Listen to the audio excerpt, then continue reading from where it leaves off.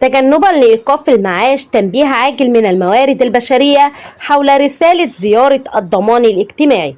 أوضحت وزارة الموارد البشرية والتنمية الاجتماعية مضمون رسالة زيارة الضمان الاجتماعي التي تم إرسالها لكافة المستفيدين اليوم. فيعيد الضمان الاجتماعي من أهم البرامج التي أطلقتها الموارد البشرية بالمملكة في أواخر عام 2020 من أجل توفير الحد الأدنى من الاحتياجات الأساسية للأسرة المستحقة وتحقيق الاستقرار المادي وتوفير حياة كريمة لمن تطبق عليه الشروط.